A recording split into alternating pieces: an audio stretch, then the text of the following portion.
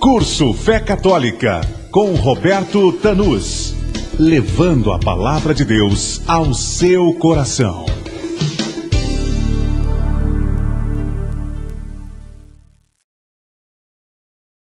Louvado seja o nosso Senhor Jesus Cristo. Curso Fé Católica. Primeira etapa. A palavra que liberta. Neste curso, nós queremos mostrar nesta noite de hoje, em primeiro lugar, a palavra de Deus, que é fonte de libertação. Esta palavra que veio a nós pela tradição apostólica, esta palavra que foi passada pelo sangue dos mártires,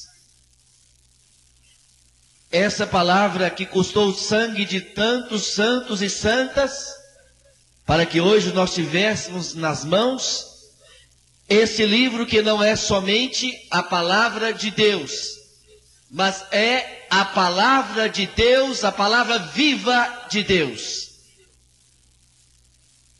A primeira pregação que fui convidado a fazer, mais ou menos no ano 79, a primeira pregação, eu fui convidado para fazê-la na penitenciária agrícola Cepaigo. Isso tem muito tempo. Eu me lembro que a pregação era justamente sobre o amor à palavra. Foi essa a primeira pregação que fiz na vida. E o desafio, a renovação carismática, lá nos anos de 79, havia organizado um seminário de vida no Espírito Santo, no Cepaigo, que é essa penitenciária que fica aqui próximo de Goiânia. Me preparei durante um mês. Rezei profundamente, pedi ao Senhor unção. Durante um mês me preparei. Entramos num carro e fomos para a penitenciária. Fomos revistados e encaminhados à sala reservada para reunião com aqueles que já estavam há algumas semanas se reunindo em oração. Quando chegamos à capela ou ao local da oração, ela já estava ocupada por alguns membros dos Alcoólicos Anônimos, AA. Então aquelas senhoras que estavam conosco e que eram responsáveis pela organização, disseram, hoje não vai ter jeito não. A sala nossa está ocupada. Mas eu havia preparado durante o mês inteiro. E eu virei para ela, não, eu vim para pregar. Eu quero pregar. E ela dizia, mas Roberto, não tem jeito. O pessoal não está reunido. E eu virei, onde está o pessoal? Perguntei para os carcereiros. Eles disseram, estão lá na quadra de esportes. Era um sábado de manhã. Meu amigo, minha amiga, você interromper uma partida de futebol numa penitenciária, você tem que estar cheio do Espírito Santo. Ou então tem que ser doido. Foi o que eu fiz. Peguei a bola debaixo do braço e disse, eu vim aqui falar de Jesus para vocês. Eu quero só 10 minutos. Ficou aquele silêncio sepulcral. Não se ouvia nem o barulho de moscas. E naquela hora, aquelas velhinhas que tinham ido comigo já puxaram o terço. Já começaram a desfiar o terço. Oh, Jesus, protege isso aí. Protege. E eu comecei. Senta por aqui. Senta no chão mesmo. É rapidamente. Mas vocês precisam ouvir a palavra de Deus que liberta. Alguns se assentaram. Outros viraram as costas. Outros começaram a conversar propositadamente. E eu não me intimidei. Comecei a falar de Jesus e disse, essa palavra tem o poder para libertar cada um de vocês. De repente levantou um dos presidiários, ali veio do meio, parecia ter uns 2 metros, grandão. E ele disse, peraí, silêncio. E ele levantou a mãozona dele, que parecia ter o tamanho do meu rosto, e veio na minha direção. Peraí, silêncio. E eu fiquei aqui no meu lugar, firme, ou quase. Ele pegou a minha Bíblia e disse assim: vocês conhecem esse livro? Esse livro é um livro qualquer. Ele dizia: esse livro fechado é um livro qualquer. Ele abriu e disse: esse livro aberto é a boca de Deus que fala. Aplaudamos a palavra de Deus. Essa é a boca de Deus que fala. Eu nunca me esqueci dessas palavras desse ex-presidiário. A palavra de Deus é viva, é a boca de Deus que fala. E pelo meu ministério, uma ressurreição de uma criança já aconteceu por causa dessa palavra. Cura de cego de nascença, de paralítico, de surdo de nascença. Porque a palavra que eu prego é a palavra de Deus viva. E essa palavra que eu creio é a palavra que liberta. Eu tenho visto milagres acontecendo, como no mês passado, no mês de junho, quero dizer, agora de 2002, um casal que me ligou lá da cidade de Barretos, dizendo: Roberto, você virá a Barretos pregar a palavra, e o nosso netinho de 4 anos a 1 ano não escuta. Tem 1 ano que ele não escuta, tem 1 ano que ele não enxerga.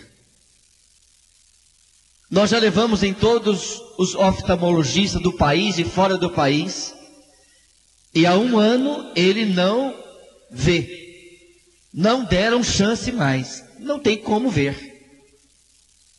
Quando nós começamos o encontro, eu li nessa palavra o que está escrito lá em João 6, versículo 51. Eu sou o pão vivo que desceu do céu. Quem comer deste pão viverá eternamente. O pão que eu hei de dar é a minha carne para a salvação do mundo. E quando li essa palavra, o sacerdote trouxe o Santíssimo. Eu apontei para o Santíssimo que estava no ostensório e disse: não é só pão. A palavra de Deus garante que é o pão vivo que desceu do céu, é a carne de Cristo, é Jesus Cristo vivo nesta hóstia.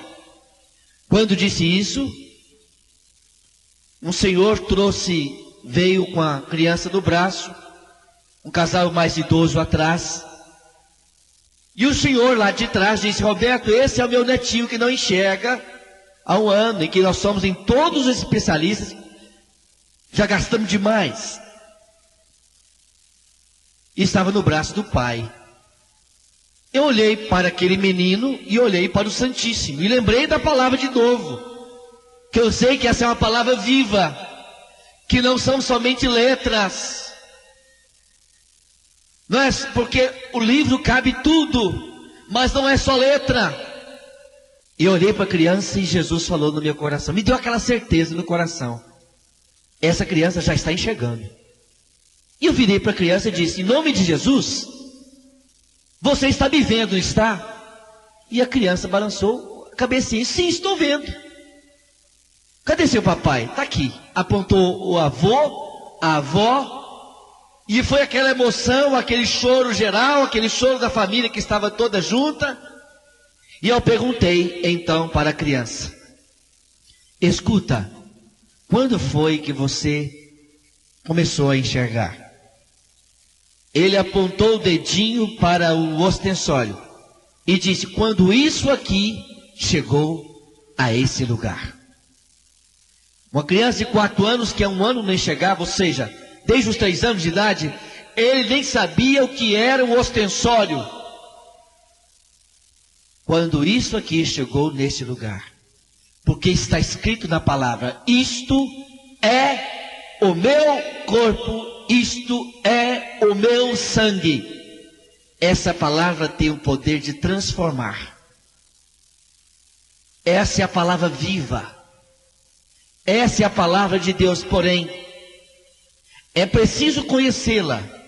Abramos o Evangelho de São Mateus, no capítulo 22, Mateus 22, 29.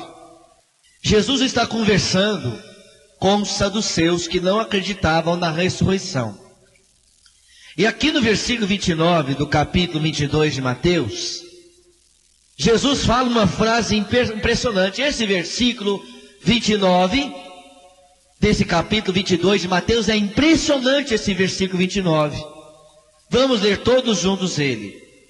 Respondeu-lhes Jesus: errais, não compreendendo as Escrituras, nem o poder de Deus. Jesus fala que aquele que não conhece a Escritura já está errado. Quantas pessoas se aprofundam nas artes do mundo, nas ciências, e continuam verdadeiros analfabetos de Bíblia. Por isso Jesus fala: errais, não conhecendo as Escrituras e nem o poder de Deus, porque essa Escritura tem o poder de libertar. Por isso é preciso conhecer. Nós só amamos o que nós conhecemos.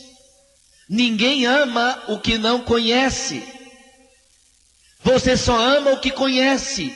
E a partir do momento em que você começa a ler, o Espírito Santo é poderoso para libertar sua mente de todo travamento, de todo obscurecimento.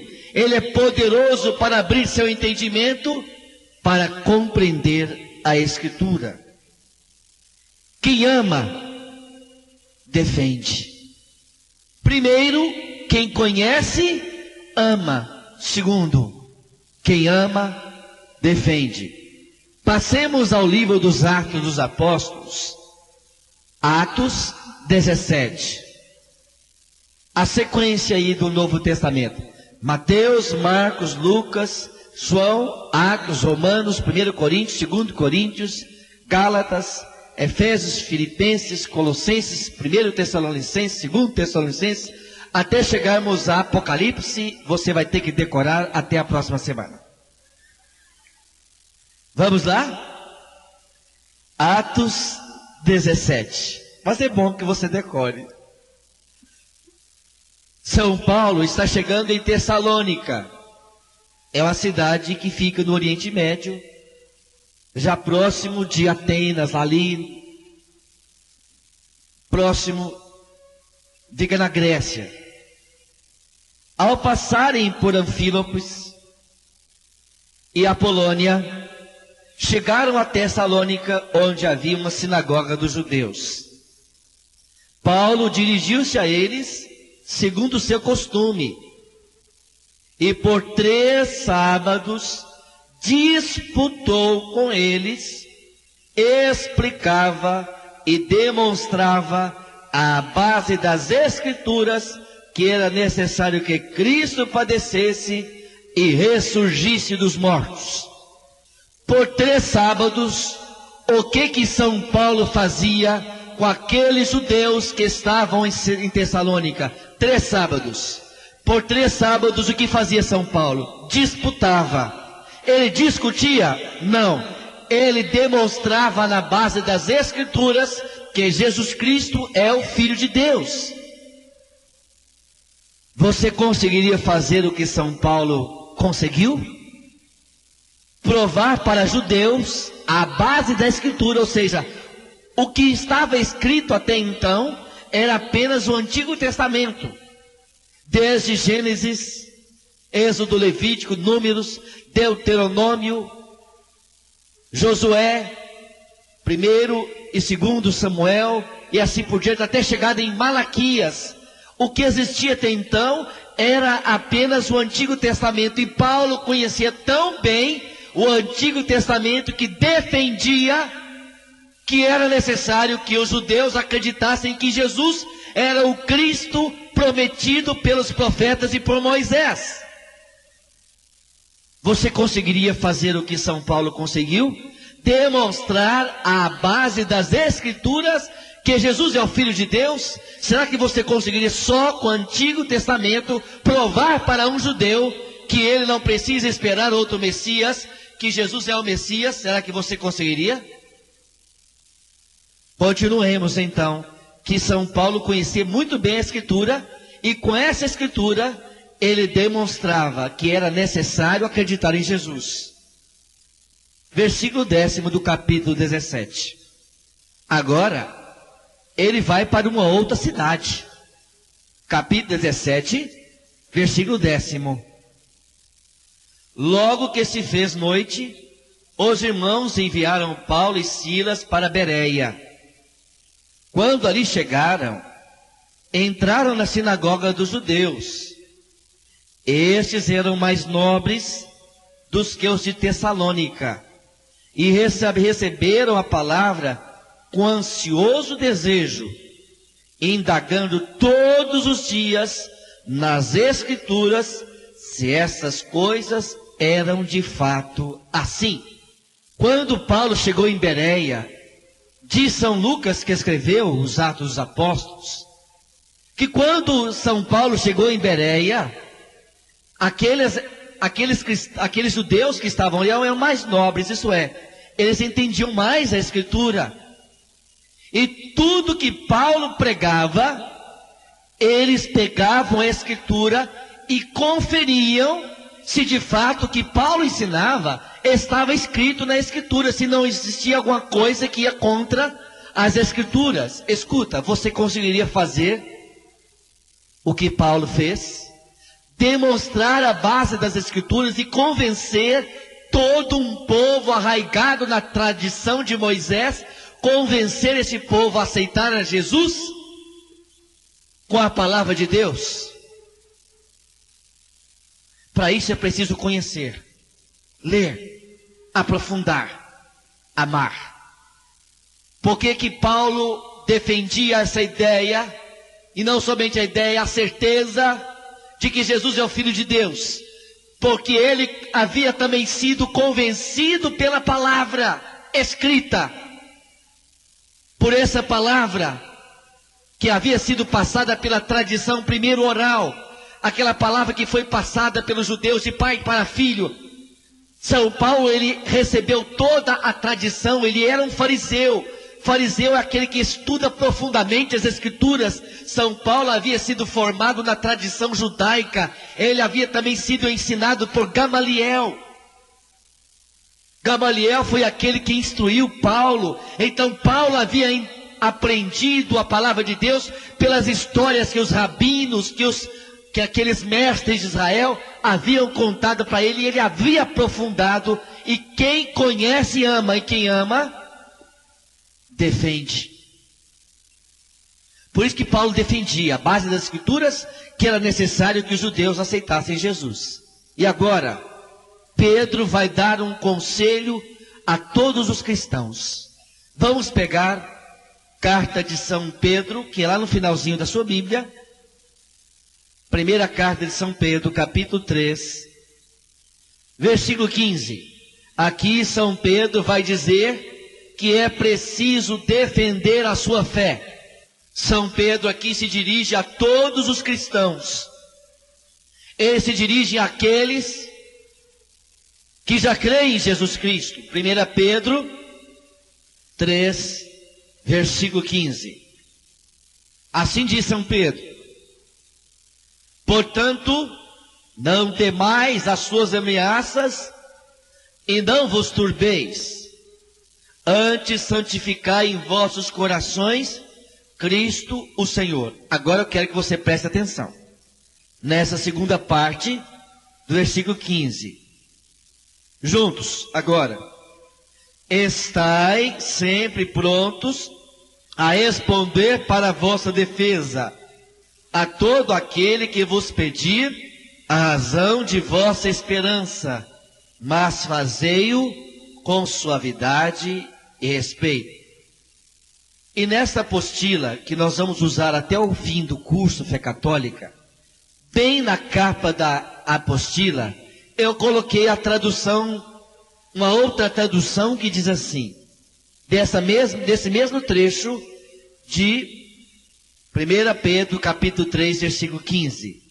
Estai preparados para responder com mansidão e respeito a todo aquele que vos pedir a razão de vossa fé.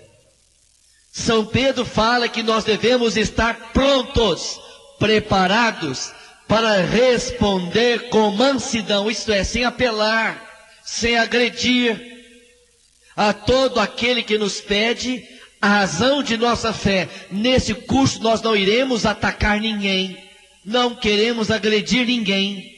Nesse curso nós queremos falar com mansidão e respeito a todos aqueles que nos pedem a razão de nossa fé. E ultimamente nós temos sido questionados profundamente a respeito da nossa fé católica, desta fé que está baseada nos apóstolos. Nós temos sido profundamente questionados sobre nossa fé. Por isso é preciso estar preparado. Estai preparados é uma ordem do primeiro Papa. Estai preparados para responder com mansidão e respeito a todo aquele que pedir por que você crê, por que você é católico. É por isso que nós dividimos este curso em algumas etapas. Essa primeira etapa, em que vou ainda aprofundar mais sobre a palavra de Deus, nós iremos mostrar nessa primeira etapa dessa noite de hoje, que a Bíblia protestante contém livros a menos, porque eles têm questionado a razão de nossa fé, com a acusação de que nós católicos temos uma Bíblia com 6 livros a mais. Eu vou provar que é o contrário. Vou mostrar que a palavra de Deus não pode ser interpretada de qualquer jeito, mas a palavra de Deus ela deve ser contextualizada. Nós iremos passar algumas regras da teologia sobre a interpretação, a hermenêutica. Nós iremos mostrar como é que você pode interpretar a palavra de Deus como a igreja ensina, e não na cabeça de cada um. Nós iremos mostrar então que a palavra de Deus não pode ser usada e manipulada a favor de alguém, ou a favor de um grupo, em favor do enriquecimento. Ela não pode ser deturpada. Nós iremos mostrar o que vai ser feito nesse curso. Nós iremos mostrar que a igreja apostólica é aquela que foi fundada por Jesus Cristo. Mostraremos que o Papa não é invenção da igreja católica. Mostraremos a sucessão papal. Algumas igrejas, principalmente as Testemunhas de Jeová, acusam a igreja de ser a prostituta de Apocalipse e o Papa de ser a besta fera. Nós mostraremos como você pode ensinar as Testemunhas de Jeová que o Papa não é o anticristo, não é a besta fera. Nós mostraremos também que a igreja não pode viver sem um sacerdócio.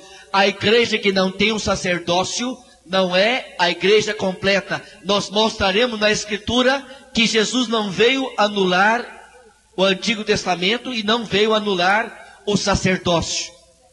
E para isso eu usarei principalmente, a partir desta etapa, eu usarei principalmente uma Bíblia de tradução protestante, uma Bíblia João Ferreira de Almeida, edição 2000 atualizada, da Sociedade Bíblica Trinitária do Brasil. Eu usarei principalmente uma tradução protestante da Bíblia, para não dizer que nós estaremos nesse curso fazendo uma colocação tendenciosa de passagens na Escritura que não existem entre os nossos irmãos protestantes. Nós mostraremos na Bíblia deles que a igreja não vive sem um sacerdócio. Nós mostraremos que a igreja católica possui um modelo bíblico de igreja. A igreja que tem apenas um pastor, não tendo o sacerdócio, não corresponde ao modelo bíblico de igreja. Isso veremos na próxima etapa, na etapa seguinte. Depois nós teremos uma outra etapa: reconciliação e Eucaristia. Nós mostraremos que não basta se confessar só com Deus. Há algumas afirmativas por aí de que basta você fazer a sua confissão com Deus que já está perdoado. Basta fazer a sua confissão com Deus que basta. Nós mostraremos que não, que o costume do Antigo Testamento não é a confissão apenas com Deus. Mostraremos que é necessária a confissão com o sacerdote. Apresentaremos ainda a Eucaristia, porque entre os irmãos protestantes, eles afirmam que o pão consagrado não é o corpo de Cristo, mas é apenas uma fantasia, um memorial. Nós mostraremos que a Eucaristia é de fato Jesus presente. Nós mostraremos com testemunhos, com relato médico de curas que Jesus fez através da Eucaristia. Eu trarei testemunhos com comprovação, com documentação médica, mostrando que Jesus está vivo na Eucaristia pelos testemunhos e pela palavra. Depois nós teremos 2 colocações sobre Maria. Nós estamos acrescentando mais uma etapa a esse curso. Nós faremos uma colocação sobre Maria e os irmãos de Jesus. Nesse ano vai sair um livro de minha autoria, uma pesquisa no grego e no hebraico sobre esse assunto. E os irmãos de Jesus? Porque nossos irmãos protestantes afirmam que Maria teve mais filhos. Eu vou provar na Escritura que Nossa Senhora não teve mais filhos. Você vai poder mostrar aos irmãos protestantes, nós poderemos inclusive dar de presente todas essas passagens que não se ensinam entre os irmãos protestantes. O que eu vou passar aqui não se ensina. Nós vamos mostrar a eles que Maria não teve mais filhos na Escritura, na palavra de Deus. Mostraremos também, mais ainda, que Nossa Senhora intercede. Mostraremos que tem santos no céu. Isso não se ensina entre eles. Que tem santo no céu, sim. Depois nós teremos uma outra etapa sobre Maria. Nós vamos ter 2 colocações sobre Maria. Nós falaremos sobre Maria e os santos e as santas de Deus. Maria assunta ao céu. Nós abordaremos todos os dogmas marianos. A Mariologia. Serão 2 colocações sobre a Mariologia, que é o assunto que eu mais me aprofundei na teologia. A Mariologia.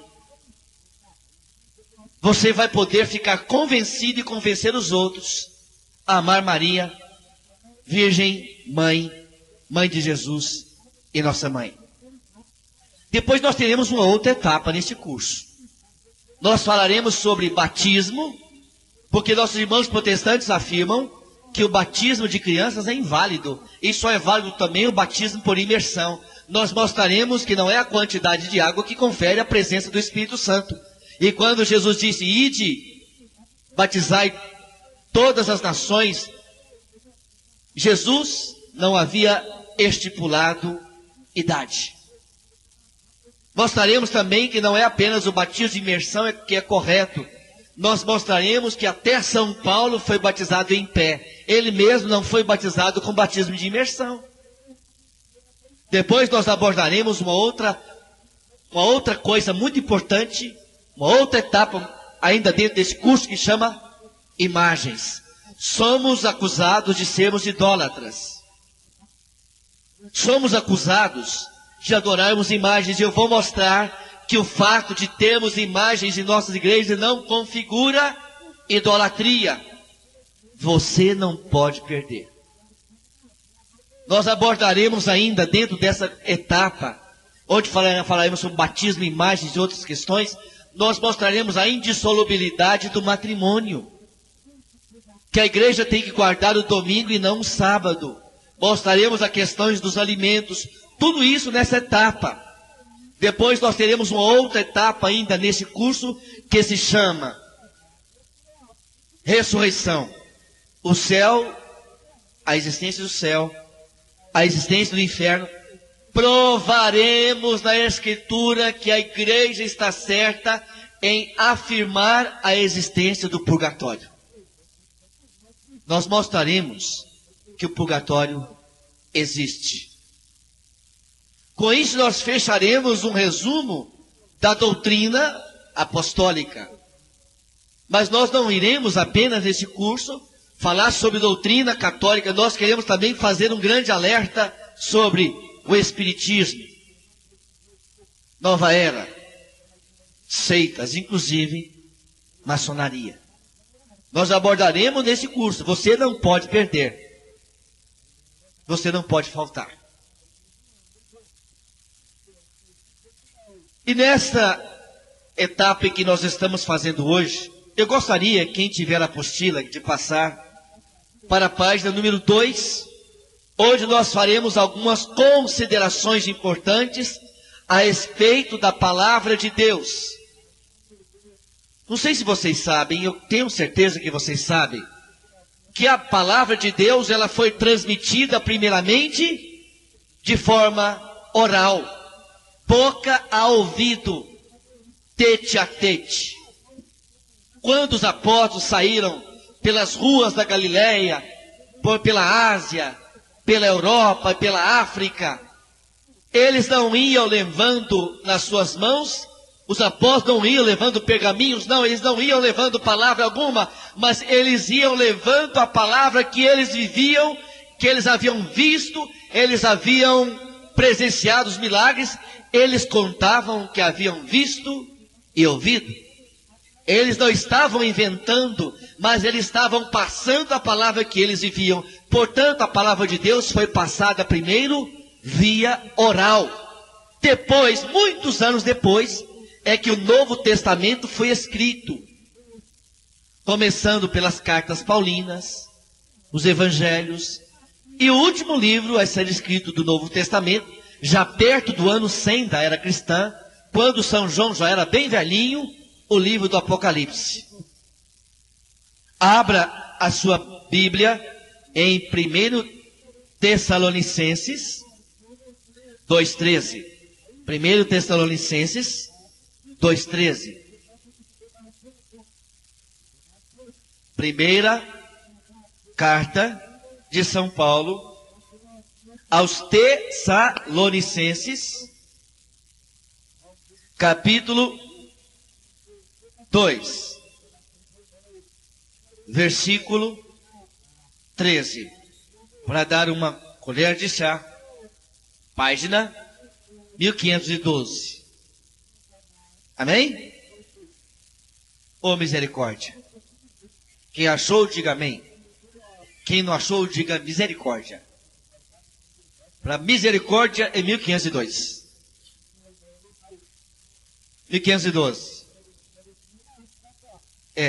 Vamos lá. 1 Tessalonicenses 2, versículo número 13. Por isso é que também nós não cessamos de dar graças a Deus, porque recebestes a palavra de Deus, que de nós ouvistes, e a acolhestes, não como palavra de homens, mas como aquilo que realmente é, como palavra de Deus, que age eficazmente em vós os fiéis. São Paulo fala que a palavra que ele pregou era uma palavra comum, era a própria palavra de... Então a palavra de Deus ela foi primeiro ensinada depois foi via escrita. Vou fazer um pequeno histórico sobre o Antigo e o Novo Testamento para você entender quando é que a palavra de Deus foi escrita. A primeira pessoa que preocupou-se em coletar os livros sagrados da Bíblia, que é uma palavra grega da Bíblia que quer dizer os livros ou biblioteca. A Bíblia é uma verdadeira biblioteca. E quando é que ela começou a ser escrita? Primeiramente, é preciso que você tenha em consideração que a Bíblia não é um livro de reportagem. Não é um livro em que alguém começou a olhar, opa, eu estou olhando ali e agora Deus fez a lua, agora Deus fez as estrelas. Não é um relato de uma reportagem. É a história de um povo de Deus. O povo escolhido. Aquele povo que Deus escolheu para viver na terra como em um jardim de Éden. Assim é que nós somos escolhidos por Deus para viver em um jardim de delícias. Porém o pecado atrapalhou. Moisés foi o primeiro que preocupou em recolher todos aqueles escritos mais antigos desde os primórdios, ele preocupou em recolher toda a história sagrada, que também já era contada de pai para filho, entre o povo de Israel. Então Moisés, ele é o autor e também o professor, o mestre, de uma escola onde nós chamamos o Pentateuco, os 5 primeiros livros da Bíblia, são eles livros da escola de Moisés, ou livros escritos por Moisés, ou coletados por Moisés.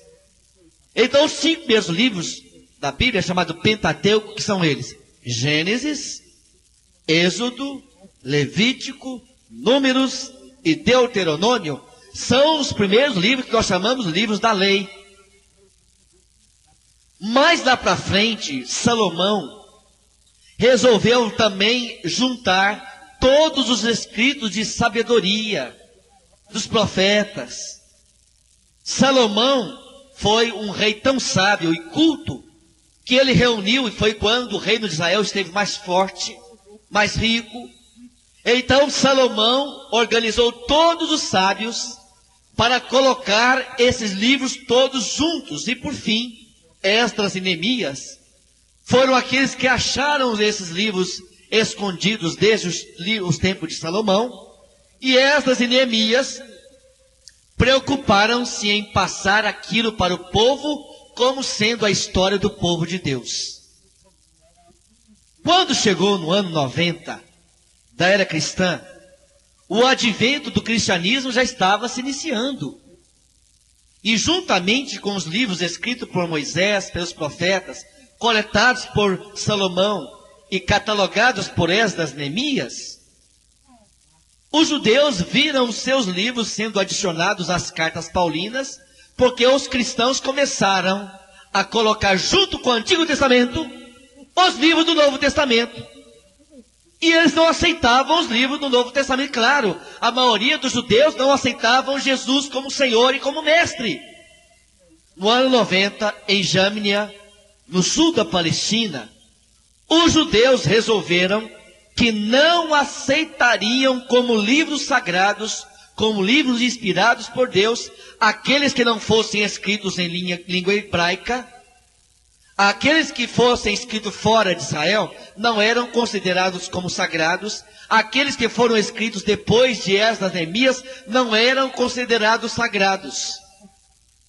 A essa reunião de Jâmnia, criaram então uma coletânea da Bíblia, nós chamamos na teologia de cânon restrito da palavra de Deus, ou cânon patriótico. O que quer dizer a palavra cânon? Lei, escritura.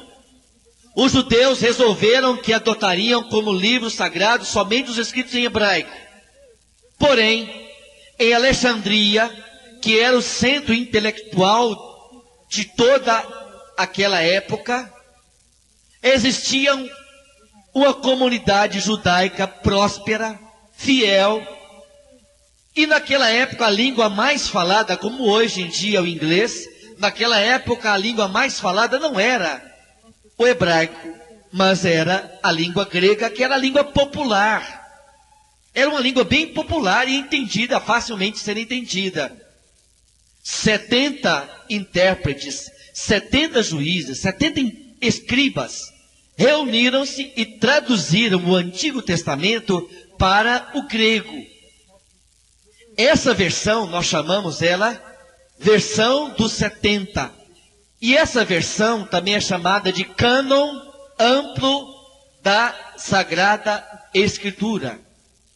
Esse cânon amplo, ele é utilizado por Jesus e pelos apóstolos. E todas as citações que tem aqui na Bíblia, quando o Novo Testamento reporta ao Antigo Testamento, toda vez que o Novo Testamento relembra o Antigo Testamento, toda vez que o Novo Testamento cita uma passagem do Antigo Testamento, cita uma passagem da Bíblia dos 70. É a mesma tradução da Bíblia dos 70. Eu pergunto a vocês, qual é a tradução, qual é o cânon que a igreja cristã seguiu? Eu pergunto agora a você, presta atenção. Eu pergunto agora, qual é? Será que os primeiros cristãos seguiram o cânon restrito de Jâmnia, aquela Bíblia patriótica? Os primeiros cristãos seguiram a Bíblia patriótica? Sim ou não? Qual foi o cânon que eles seguiram? Dos 70. Por que dos 70? Porque lá existiam livros inspirados por Deus, que foram escritos somente na língua grega, inspirados por Deus, como Sabedoria, Eclesiástico, Macabeus. O livro de Macabeus foi escrito no grego. E foi escrito contando os 160 anos últimos de história de Israel, que antecederam a vinda de Cristo. A história de Macabeus é justamente a história da luta contra o helenismo, contra os romanos. E se nós tirarmos esse livro de Macabeus, nós não sabemos o que foi feito dos 160 anos de história que antecederam Jesus Cristo. Portanto, não se pode utilizar a Bíblia do Antigo Testamento, o cânon restrito, porque senão faltarão vários anos de história na Bíblia. Você está entendendo? Está entendendo, minha irmã? Não estou indo com pressa, não? Eu estou tentando ser bem pausado para você entender essa parte, que é muito importante que você saiba. Quando chegou no ano 393 da era cristã, em Hipona, a igreja pela primeira vez soltou a lista dos 73 livros da Bíblia. 73 se nós tomarmos como um livro separado, a carta de Jeremias. Se nós contarmos a carta de Jeremias como fazendo parte do livro de Jeremias, dão 72 livros. Em Hipona, a igreja soltou a lista dos 72 livros, incluindo aqueles 6 livros que não estavam na Bíblia judaica, no Antigo Testamento judaico. Depois, em Cartago, em Florença, em Trento, em todos esses anos, a igreja soltou a lista dos 72 livros da Bíblia. A igreja, historicamente, ela sempre usou 72 livros e não apenas 66, como é na Bíblia protestante. No ano de 1517, Martinho Lutero, que era um sacerdote agostiniano, querendo contestar a igreja, na próxima etapa nós falaremos sobre Martinho Lutero. Martinho Lutero, querendo contestar a palavra de Deus, ele adotou o cânon restrito para o Antigo Testamento. Ele eliminou 1500 anos de Bíblia. A Igreja Católica possui 1500... escuta! A Igreja Católica possui 1500 anos de Bíblia na frente dos irmãos protestantes. Eu tenho comigo uma tradução da Bíblia protestante, traduzida na Suíça para o português. Ela possui a nota introdutória de uma pessoa estudiosa, que diz assim, ela é uma tradução de João Ferreira de Almeida, traduzida dos originais hebraico e grego, e traz os mapas. E aqui na introdução, logo na introdução, olha o que essa Bíblia protestante diz. É impressionante. Inicialmente, os escritos da Bíblia não eram divididos em capítulos e versículos. Não eram. A divisão de capítulos só veio a acontecer no ano de 1250 depois de Cristo, pelo cardeal Hugo de Santo Caro, monge dominicano. Eu pergunto a vocês, quando é que a Bíblia foi dividida em capítulos? Qual ano? 1250. Por quem? Por um cardeal Hugo de Santo Caro, monge dominicano. Quando iniciou-se o protestantismo, quando começou o protestantismo, a Bíblia já estava dividida em capítulos há 267 anos antes. A igreja tem 1500 anos de Bíblia na frente da igreja protestante. Cânon adotado pela igreja primitiva. Jesus e os apóstolos usaram outra versão do Antigo Testamento, que não a dos judeus em Jâmnia, mas a versão dos judeus de Alexandria, ou dos 70 intérpretes, versão grega, que incluía as seguintes partes do Antigo Testamento que não estão no cânon restrito: Tobias, Judite, Sabedoria, Baruque, Eclesiástico, que também é chamado de Sirácida, 1º e 2º Macabeus, trechos do livro de Esther e trechos do livro de Daniel. Esses livros foram tirados por Martinho Lutero. Queridos irmãos, eu gostaria ainda de pedir a vocês que durante este curso, vocês buscassem um aprofundamento, lendo principalmente no início da sua Bíblia. Pegue o início da sua Bíblia, se é a Bíblia Ave Maria ou mesmo qualquer outra Bíblia católica, você vai encontrar no início dela um documento nas páginas grossas que tem no início da Bíblia. Um documento chamado Dei Verbum. Achou aí? E algumas Bíblias estão no início e outras, esse documento está no final. Chama-se documento Dei Verbum. Esse documento conciliar do Papa Paulo VI, ele fala como ler a Sagrada Escritura. Dever para casa. Você vai pegar esse trecho aí, Dei Verbum, para você aprender como é que a palavra de Deus veio até nós, a tradição oral, a tradição escrita, a hermenêutica, a interpretação da palavra de Deus. Você vai encontrar nesse documento maravilhoso da Igreja Católica, você vai encontrar muita explicação para muita coisa que você não sabe sobre a Escritura. Aliás, por que o nosso povo tem se perdido? É aquilo que fala o profeta: o meu povo se perde por falta de instrução. Porque muitos católicos têm saído da igreja, porque simplesmente aceitam as acusações calado, porque não sabe responder, porque não estuda a Escritura, não estuda as coisas da igreja. Tem preguiça. Quando chega um protestante e fala assim: você sabia que sua Bíblia tem livros a mais? Por que você não devolve a afirmativa? Você sabia que sua Bíblia tem livros a menos? Por que você tem que aceitar tudo? E engolir tudo como se fosse verdade? Por quê? Por que você tem que ficar aceitando essas coisas?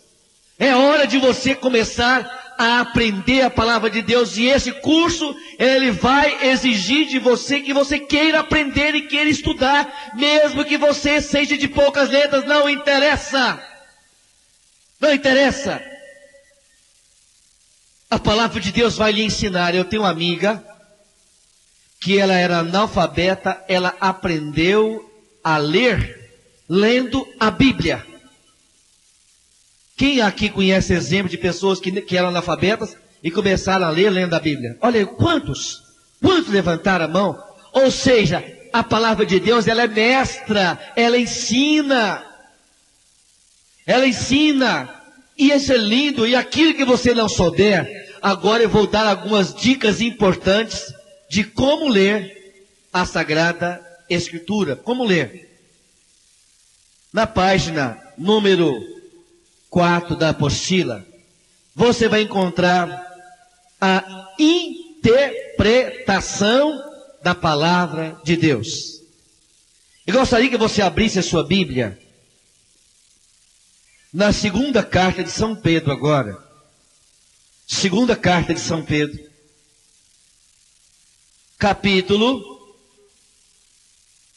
número 1, versículo 20. 2 Pedro 1, 20, lá pertinho de Apocalipse.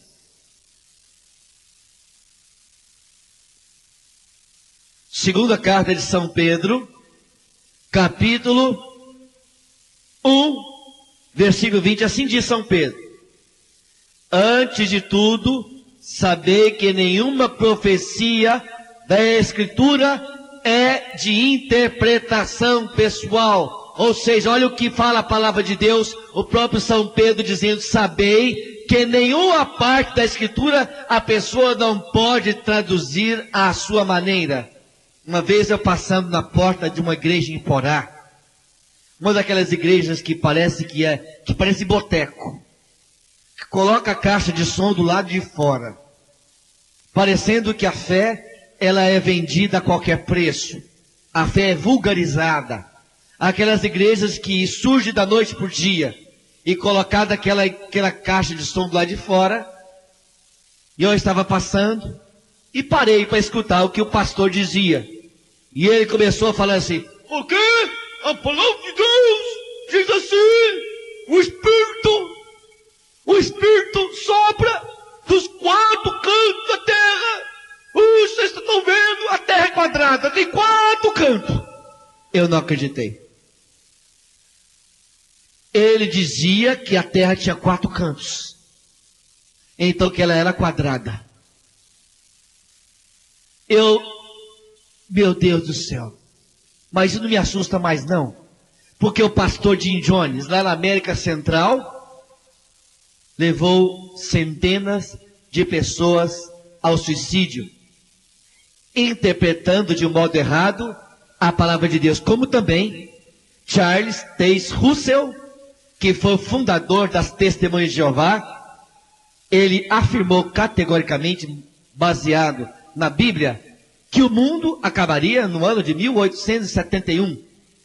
Não acabou. Depois falou que o mundo acabaria no ano de 1900. Acabou. Para ele que morreu. Isso é uma interpretação errada, deturpada da palavra de Deus. Por isso você é chamado a ler a palavra não saltadamente. Pare de ser bicão de Bíblia. Você sabe o que é bicão de Bíblia? É aquele que só lê a Bíblia saltado, sem ter um segmento. Nós temos 2 formas de lermos a Sagrada Escritura. Uma é a Lexio Divina, que é seguindo a própria liturgia da igreja do dia. E outra é você ler a Bíblia a partir do Novo Testamento, lendo alternadamente com o livro do Antigo Testamento e colocando os salmos no meio das leituras. Ler seguidamente a palavra de Deus e não saltadamente, senão você não vai conhecer a história. Mas tem pessoa que faz assim, igual aconteceu o caso com o homem. Todo dia ele abria a palavra de Deus e punha o dedo em cima. Isso aqui eu vou fazer hoje. Isso aqui é para mim hoje. É para mim. E um dia ele pôs a mão, Mateus 27, o suicídio de Judas. Ai, Jesus! Olhou de novo. Não é possível. Não pode. Não, Senhor. Suicídio? Não, Senhor, não acredito. Não. Fechou a Bíblia. Fechou. Rezou. Porque tem gente que faz uma força para rezar, vocês já viram? É mesmo. Quem faz força, né? Senhor. É. E tem uns que parecem até Schopenhauer. Senhor, ele fez aquela força para rezar. Sério que não precisa fazer força para rezar. E abriu de novo, caiu Lucas 18, muitos seguintes, onde Jesus fala assim: se alguém se escandalizar um desses pequeninos, é melhor que coloque uma pedra de moinho no pescoço e jogue no mar. Ai, Jesus! Não pode, não pode. Aí ele fechou a Bíblia, fez aquela força, Senhor, Senhor. E pôs o dedo em cima, abriu. Caiu naquela passagem de Lucas 10, 25 e seguintes, a passagem de bom samaritano, justamente o versículo que encerra a passagem do bom samaritano, onde Jesus vira para o fariseu e fala o quê? Vai tu e faz o mesmo. Que é isso, Jesus? Que é isso? Não acredito. Vai tu e faz o mesmo. Não, agora eu só acredito se tiver ajuda de novo. Ele fechou a Bíblia e abriu e caiu em João 13, 23 e seguintes, onde Jesus, naquela cena do lava-pés, Jesus vira para Judas e fala assim: o que tens que fazer, faz-o depressa. Sim, Senhor. É um perigo muito grande a pessoa ler a palavra de Deus sem a contextualização. O que é contextualização? Você saber para quem foi dirigido aquele texto, como foi escrito, qual o costume, para quem se dirige. Porque tem certas passagens da Escritura, como é lá em Deuteronômio 21, 18, em que você não pode seguir. Quem aqui tem filho que está incorrigível, levanta a mão.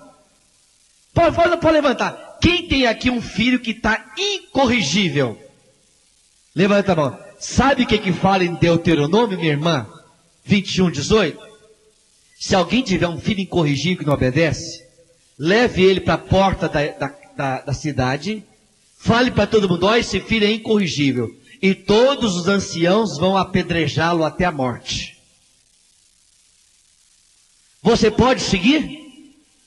Pode. Então, como que você então interpreta isso? Você tem que interpretar à luz do Novo Testamento. Isso foi escrito para aquela época. Por isso é necessário que você leia a palavra contextualizando. O que é contextualizando? Vendo o sentido. Por exemplo, quando a palavra de Deus proíbe que se faça ídolos de deuses estranhos, lá em Deuteronômio 5, versículo 6, a palavra de Deus fala assim: não se acha, ela fala assim, não haja deuses estranhos entre vós, não façais imagens de quem quer que seja em cima do céu, na terra ou em qualquer lugar, não se prostre diante dessas imagens, nem lhes renda culto. Qual que é o contexto? Moisés está falando de deuses e nessa época existia estátua de santo. Ela pode ser usada então para aplicar-se a estátua de santo? Não. Qual que é o contexto que a palavra foi escrita? Isso é regra de ouro da teologia. O texto no contexto. E eu completo. O texto no contexto, para não virar pretexto. Vamos pegar, isso é regra de ouro, hein? O texto no contexto, para não virar pretexto. De novo. O texto no contexto, para não virar. O texto no contexto, para não virar pretexto. Com isso, toda vez que você pegar um trecho da Escritura, como naquela lá em Lucas 5:17, onde os fariseus viram para Jesus e falam assim: esse homem blasfema, quem pode perdoar pecados, senão unicamente Deus? Os protestantes pegam esse trechinho, aí tá vendo? Não adianta você confessar com o padre: quem pode perdoar pecados, senão unicamente Deus? Glória! Aleluia! Eles pegam esse trechinho: quem pode perdoar pecados, senão unicamente Deus? Como é que você sai dessa? Então sai. Qual que é o contexto? Isso. Mas não, eu quero que você pegue o contexto. Qual é o contexto? Escuta, quem está falando é Jesus ou é fariseu? Também essa é boa. Nós vamos ter essa na terceira aula. É boa também. Agora eu pergunto, o contexto, é Jesus que está falando ou é fariseu? É conversa de fariseu. Quem está falando é fariseu, meus irmãos e irmãs. Não deixe de pegar o contexto. Outra coisa, contexto. Para você pegar o contexto, pegue lá Gálatas 1:19. Veja Gálatas 1:19.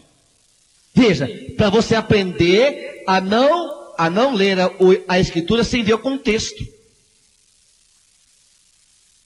Veja Gálatas 1:19. Achou?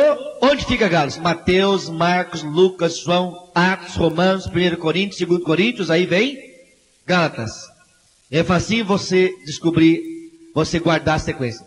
Mateus, Marcos, Lucas e João, pom, pom. Mateus, Marcos, Lucas e João, pom, pom. Atos, Romanos, Coríntios, Atos, Romanos, Coríntios. Depois eu ensino a musiquinha para vocês.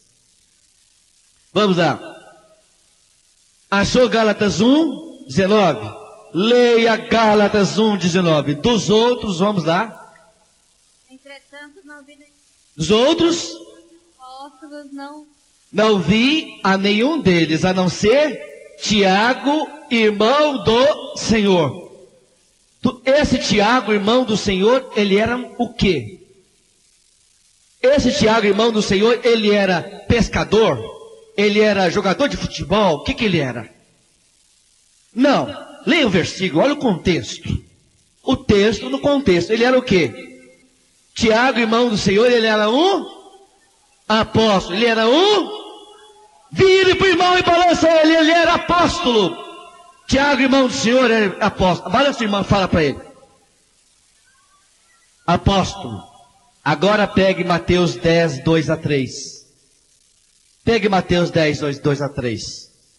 Vocês vão ver que dos apóstolos chamados Tiago, nenhum deles é irmão do Senhor. É por isso que você não pode pegar um versículo sem conhecer a contextualização e a história toda. Veja aí, Mateus 10, versículo 2. E eis os nomes dos 12 apóstolos. O primeiro, Simão, chamado Pedro, e André, seu irmão. Tiago, filho de, irmão dele chamava. Depois vem Felipe, Bartolomeu, Tomé e Mateus, e depois vem Tiago, filho de, e irmão dele era que é também chamado de Judas Tadeu. Ou seja, dos únicos Tiago da Bíblia, um é filho de Alfeu, o outro é filho de Zebedeu. E Tiago, apóstolo. Você se lembrou de Gálatas 1, 19? Esse Tiago, irmão do Senhor, ele era Então, como que pode ser irmão de Jesus, se ele ou é filho de Alfeu ou é filho de Zebedeu? É porque os protestantes pegam esse versículo, olha aqui, Tiago é irmão do Senhor, mas esquece que esse Tiago é E existe algum apóstolo que é filho de Maria? Dos Tiago apóstolo, um é filho de Alfeu, o outro é de Zebedeu. Você sabe o que é isso? É ler levando em consideração o contexto. Você vai aprender muito mais nesse curso. Muito mais. Você vai aprender que todas as acusações que os irmãos fazem é porque não pegam o contexto. E lá não se ensina os irmãos protestantes a olhar o contexto.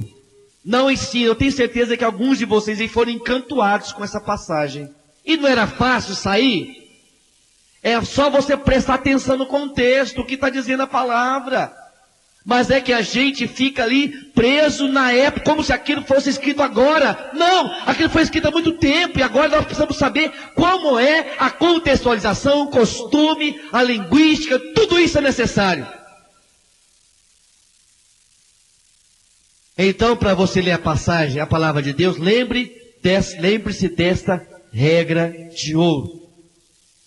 E ainda mais, eu gostaria que você também levasse em consideração que a palavra de Deus, ela não foi feita para discutir. Toda vez que eu ganhei uma boa discussão, eu perdi um bom amigo. A palavra de Deus, ela tem que ser vivida. Ela não é para dividir.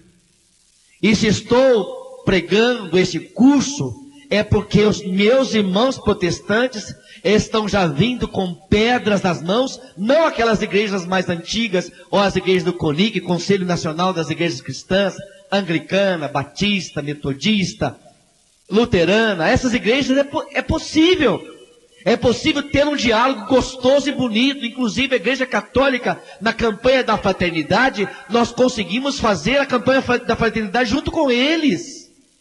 Mas algumas seitas modernas, pentecostais, Igreja Luz para os Povos, Sara Nossa Terra, Comunidade Cristã, é impossível diálogo com essas igrejas, porque já vem com a gente com pedra na mão, e fazem do seu cristianismo um proselitismo. São verdadeiros pescadores de aquário. Eles não vão atrás daqueles que estão perdidos na droga e no álcool, não. Basta o católico começar a rezar, eles vão lá em cima. Então, você está na igreja que ensina errado. Olha, nossa evangelização é pregando Jesus Cristo vivo. A minha evangelização não é convencer os outros dos erros, mostrando que a igreja dele está errado, mas mostrando que Jesus Cristo é a verdade.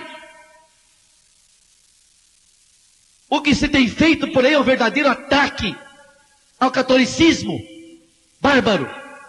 E a igreja sempre teve, no início do cristianismo, para combater essas heresias que voltaram agora, para combater, existia uma parte da teologia desde o início da igreja que se chamava apologética. E nós estamos ressuscitando essa apologética de novo. É preciso defender de novo a igreja. E é preciso aprender que a palavra liberta, a palavra cura. E neste curso nós queremos mostrar a você que você não precisa agredir como os irmãos agridem. Você não precisa ser como eles. A igreja católica sempre foi mansa. Nós sempre fomos um povo pacífico e amoroso. E por isso nós não usaremos da Bíblia como eles estão usando, para esgrimir como se fosse uma espada, para dividir. Essa palavra não foi feita para dividir os cristãos.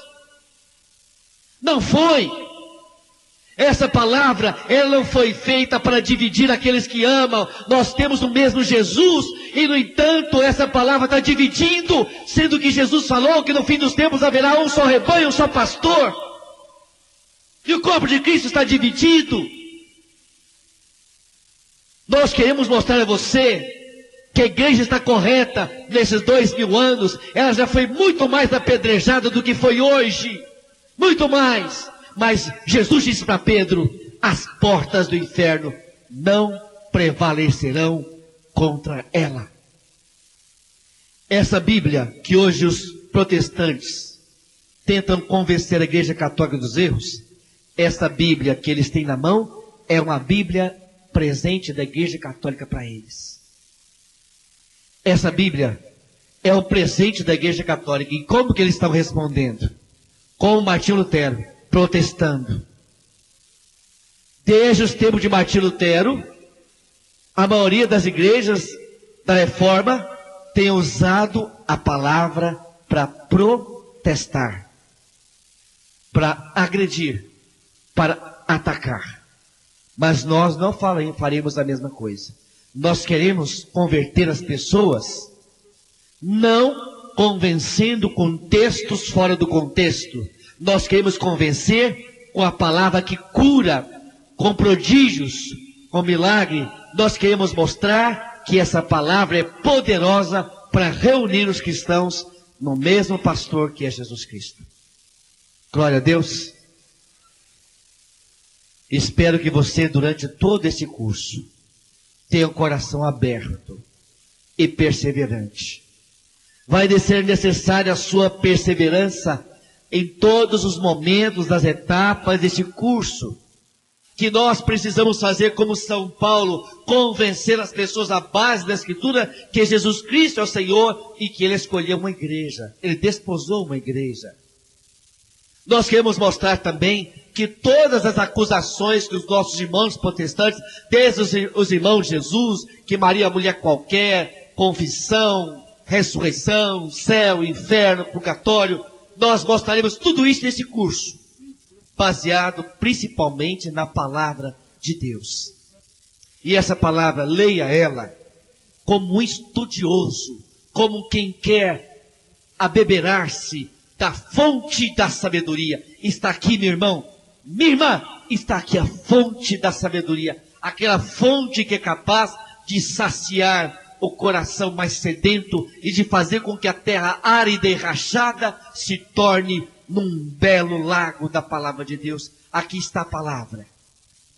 Ame a palavra. Queira amar a palavra. E um conselho muito bom que eu dou: procure um livro de exegese. Para você, o que é um livro de exegese? São livros escritos pela Igreja Católica, aprovados pela Igreja, que explicam como você lê o Gênesis, o Apocalipse, São livros pequenos em que você, ao mesmo tempo que lê o livro da Bíblia, você lê a interpretação oficial da igreja. Você bebe e você precisa disso, aprender mais. Pare de ser um analfabeto de Bíblia. Concluindo, eu gostaria de dar-lhes um testemunho. Anos atrás, eu fui rezar na casa de um juiz. Eu peguei uma passagem e comecei a explicar a palavra. O juiz já estava num processo de depressão tão grande, profundo. Tinha tudo na vida, havia aprofundado tudo, sábio, culto. Ele começou a chorar. Eu sei muito mais do Código Penal do que da Bíblia. Eu cheguei à conclusão, ele falando, que eu sou um analfabeto de Bíblia. E ele chorando, inclusive ele é uma pessoa muito conhecida nossa.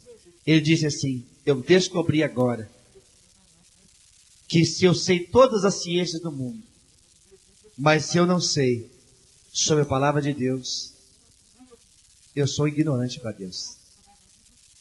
Um juiz. E louvo a Deus porque eu passei a amar a palavra e a ler com todo o carinho do meu coração. E a cada dia eu descubro que eu não sei nada sobre a palavra de Deus, que a cada dia ela é nova, ela é rica. Até mesmo quando eu leio de novo aquela história tão conhecida do filho pródigo de Lucas 15. Um pai tinha 2 filhos e o filho mais novo foi embora. Eu comecei a ler, um pai tinha 2 filhos, mas cadê a mãe? Cadê a mãe? Cadê a mãe? Não tinha mãe esse filho? Ah, se tivesse mãe. Quem é mãe aí? Levanta a mão. Mãe, o filho quer ir embora de casa. O que você vai falar? Não, mãezinha não quer que você vai. Você vai matar, mãezinha vai morrer. Não, você não vai. O filho ir embora? Negativo. No jornal Folha de São Paulo, dia 13 de maio de 2002, saiu estampado na primeira folha, jornal Folha de São Paulo. O censo de 2000 mostrou que nos últimos 10 anos surgiram oficialmente registradas 1.200 igrejas protestantes novas no Brasil. E lá explicava que essas igrejas protestantes novas, 1.200, é uma igreja nova a cada 3 dias. Essas igrejas novas surgiram pela cisão e a divisão de igrejas protestantes se dividiam entre si. Sabe por que se dividem e saem fundando igrejinhas? Porque o filho pródigo foi embora por quê? Porque não tinha mãe. A nossa igreja tem mãe. E há 2000 anos ela está aí. Glória a Deus. Glória a Deus. Vamos rezar agora. Eu gostaria, sentados mesmo, que você agora pedisse a Jesus que o Espírito Santo faça você se recordar de tudo isso.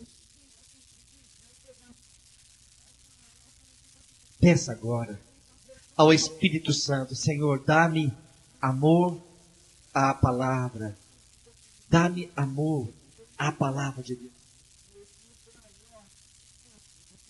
Dá amor à palavra, Senhor. Coloque agora a Bíblia no seu peito. Põe a Bíblia no seu peito. E diga agora, abra ela no seu peito.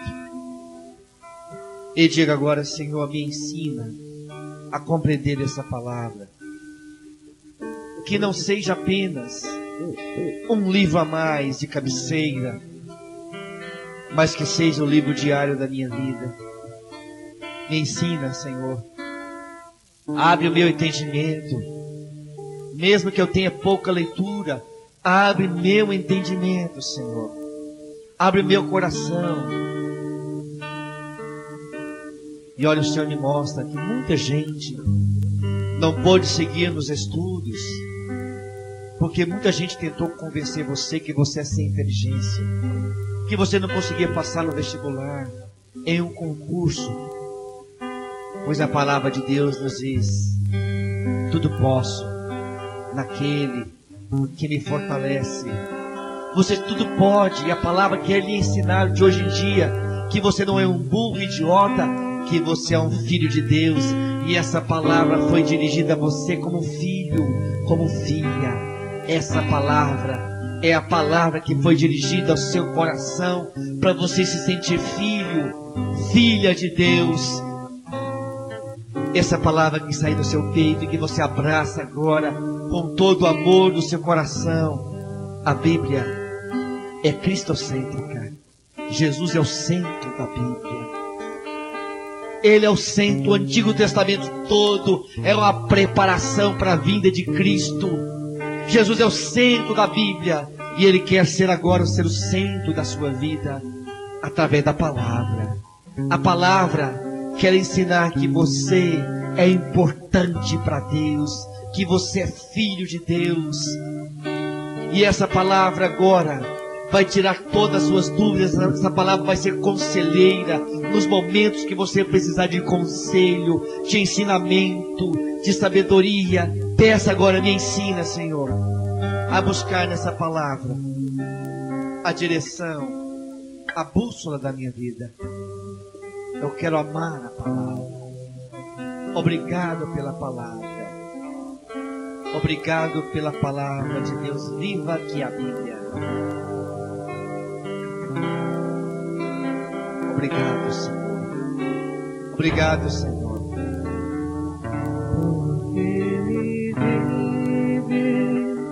Eu posso crer no amanhã. Sim, essa palavra fala desse Jesus vivo, ressuscitado.